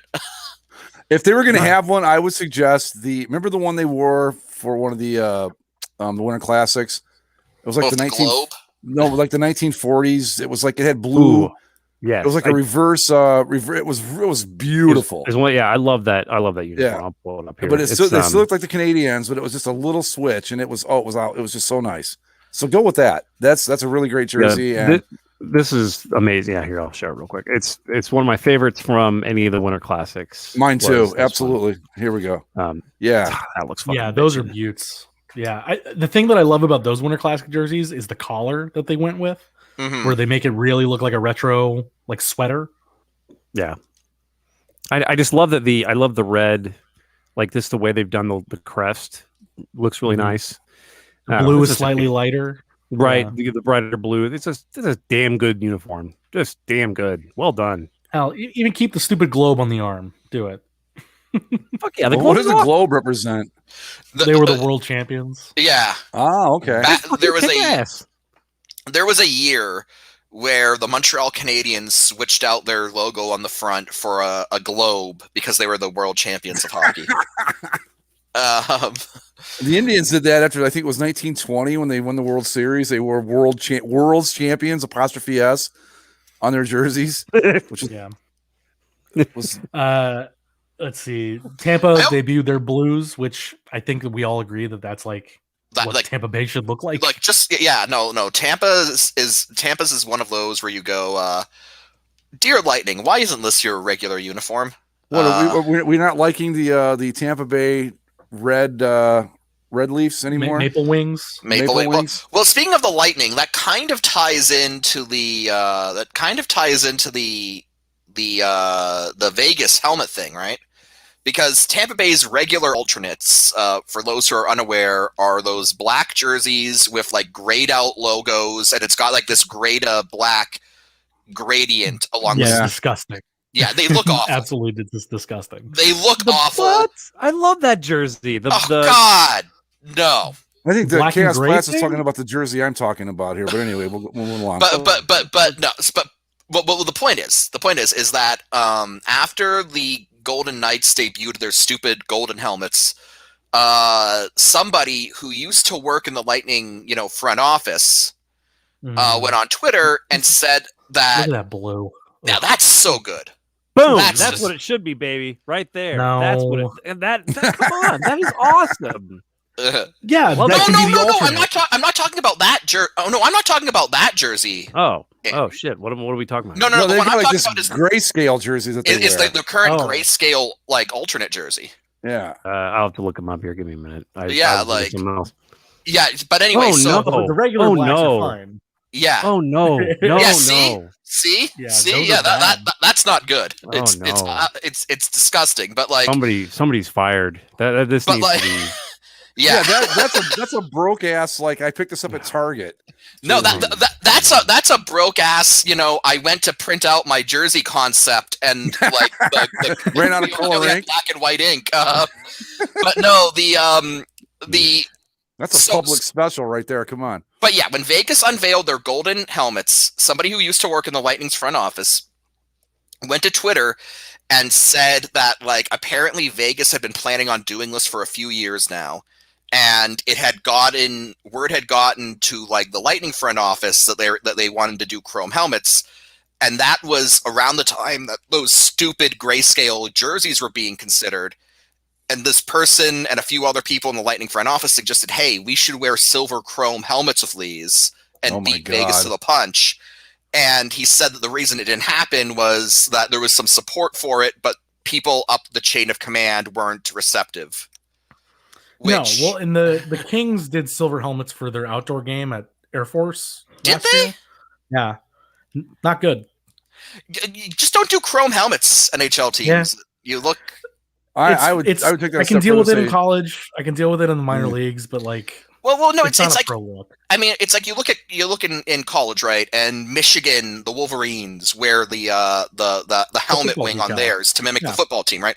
And it's like Ohio State does the same thing. Penn State does the same thing. And it's like for college, you know, you're paying homage to the football team, which is like the most culturally relevant, you know, sport of your university. It's fine, but like if any team tried to do like the Michigan helmet wing in the NHL, they'd be rightfully ridiculed for it. And remember for those outdoor games when Pittsburgh and Philly did those giant logos on the helmet? Oh, when they tried to mimic the football teams, yeah. Yeah. No, it's not great. It's just bad, but yeah, the Lightning grayscale uniforms are awful, but like their classic black look and their reverse retro blue look, nice. Like go back to that, Tampa. Speaking of gray, Winnipeg debuted the steel. Oh, there's the Kings in the silver helmet. That's not as chromy, at least. At least it doesn't look like it. It's got a little more in that picture, but it's definitely chrome. Oh, is it? You know, real quick on the Ohio State thing, Zach. You know that there's a lot of like fans that don't like that the hockey team does that. A lot of football fans or a lot of the hockey fans? A lot of the football fans are like pissed. Yeah, of course they don't. And it's like, you know, it's like they look fucking awesome. Are you kidding me? Why are the football? No, that's our thing. That's our thing. Oh, we're gonna get you're all the same like, athletic department, you goons. We all went to the same school, morons. You know, but most of them didn't go to the school. They just, I don't like it. It's the football team. It's like, no. Look, they weren't there to play school. All right. Well, but yeah, there's the people anyway. I didn't want to get bogged down in that, but yeah, there were a lot of people that were pissed that they wore those helmets. Yeah. But Winnipeg debuted the jet fuel gray jerseys. These look terrible. Fucking sacrilege. I'm trying to find. Like, I just had a picture. Didn't we? I thought we thought those were okay when we did the preview. I don't like it. Like I think in a vacuum, I think they're fine. When it's the Winnipeg Jets and their history, like I don't like it. Especially when you consider that the uniform that's based off of, right, is kind of colorful and it pops. Yeah. And then you just do like this like dull gray version of it. It loses something. Like the best alternates that the new Winnipeg Jets have had, I think, have been their Heritage Classic jerseys, which are kind of like faux backs. But like this is just not good. It could have been so much better. Like maybe it's a fine idea concept, but it's not. Yeah, like that's much better. That is awesome. That's the goddamn Jets right there. Yeah. I know, and they've been wearing this a lot too. I don't know how I feel about this. The stroking on the numbers is really awkward to me. I kind of like the baby blue. It's a good tie-in to their Atlanta days. Yeah, it's fine. And Blue Landa or Blue There's just little things I wish they would change, but no. See, if they really wanted to tie into their Atlanta days, Zach, they'd have a shoulder yoke, but only on one shoulder. No, they put the name across. They put the name across the front and numbers underneath. Oh. And get Chris Chelios to come back and wear it. The Blues wore their reds, and they were very quick on social media to remind people, you know, that we're not named after the color, right? We're named after the music. And it's like, shut up, Blues. It doesn't matter. You call yourself the Blues, you don't get to be red. I don't care if you named it after the music or not. I get it, but no. Again, in the blue Jackets also wore their red sweaters, which Jesus, which I maintain can only be justified if they would have put the Stinger logo on the shoulders, but they didn't. So Columbus Jackets blue is the logo. Jackets blue. Yeah, we didn't need to show those. They fucking suck. Well, go ahead if you want to, but just think they're original jerseys, but in red. You can show one that doesn't suck as bad if you want to find the Rangers who put up the Lady Liberties. Now, the logo is still untouchable. Like, that's just a great NHL logo that needs to exist in some form constantly. Mm-hmm. But they all have different gloves, and it's not that they're not fully white as I feared, but they have more white on them than you would think. And then there's the lack of an extra stripe somewhere.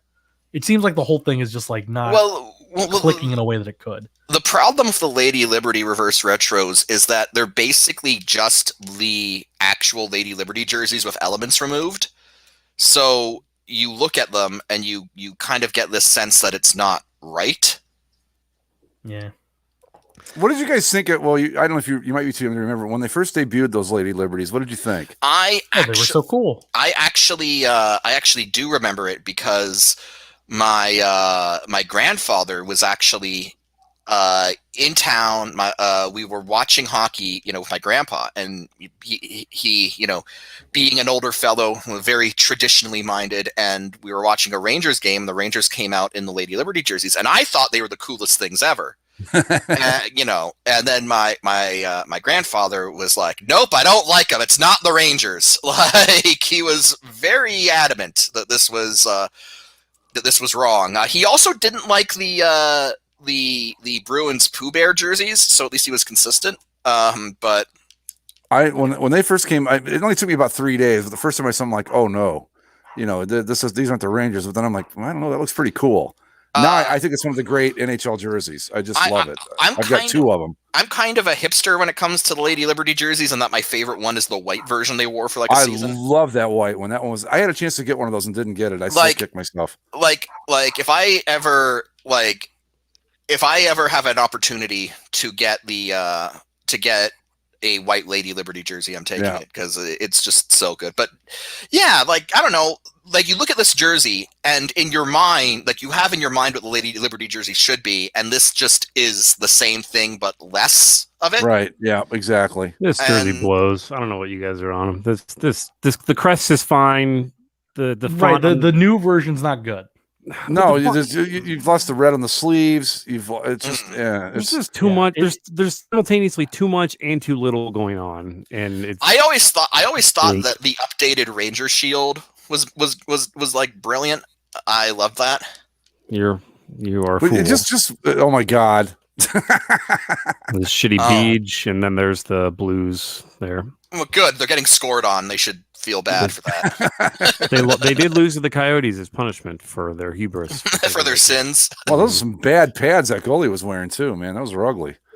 Well, it's a hideous color combination. You got bright blue, bright red, and bright yellow. It's like just crap. Welcome to the Marine Corps. But is that it for the jerseys? That's I think that's all. The last one was the Kings one that I'm trying to. I really liked the Kings one. Was it the purple one? I had a specific picture that I wanted to share. But I'll put the link in. How about that? The Kings are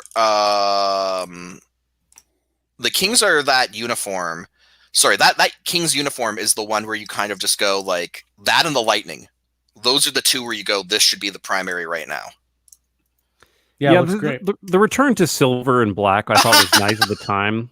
But the you got it. Oh yeah, just do get punched in the fucking face. It looks great. Zach agrees that the King's jersey, is nice, but can only appreciate it when a king is being punched by a duck. Yeah, well, great look. The Kings lost that night too, so it was a really good time to see it.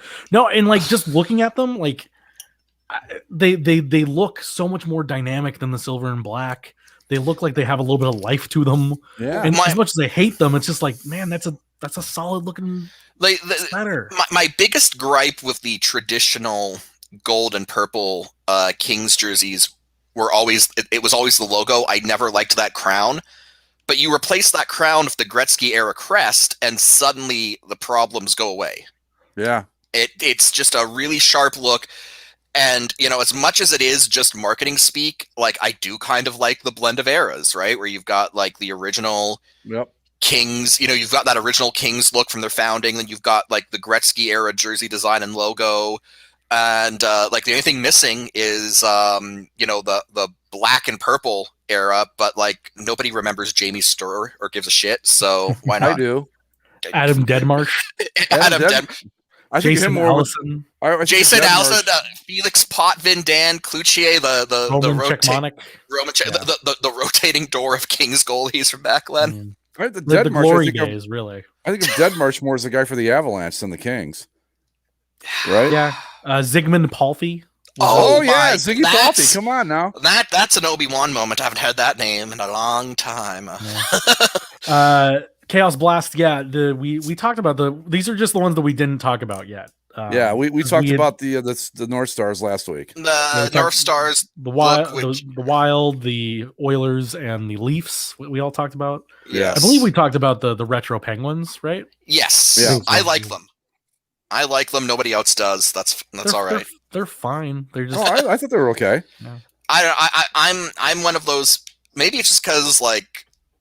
I think the Rangers do it better, but yeah, I like it. No, I've always liked the diagonal Rangers script, and the Rangers always look fantastic in it, but I've always liked it when other teams have experimented with it, except the Hurricanes. The only reason I don't like that is because they abbreviated their name. Like, spell out Hurricanes in full, you idiots. But I liked it when the Penguins did it in the 90s. I like this.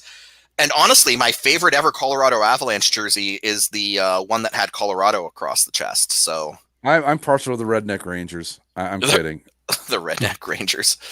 But yeah, I mean, I appreciate it when teams try the diagonal thing out. Like, obviously, I don't think any team should rock it full time unless they're the Rangers. But when another team does it, well, I'm always happy to see it. Before we get out of here, we would do ourselves a disservice if we didn't remind people that later this week we'll have uploaded our interview with Chris Creamer and Paul Lucas. We're talking to them on Wednesday, and they just put out episode 2 of their new podcast, Unified. So that'll be fun. Talk to Chris and Paul a little bit and kind of get an idea of 6 people on a match. It ought to be interesting. Demand Paul Lucas explain his hatred of purple. I had a question regarding the purple. I think I had a question regarding something else. When we interviewed him on the Logo Cast years and years ago, he was going off on purple. He's like, "It's never looked good." And I said, "So you're telling me that the '70s Vikings didn't look good?" And he was like, "Yeah, okay, fine, I'll give you that one." So he's not completely anti-purple, but he seems like a very interesting cat, and I feel like listening to the podcast with them is really.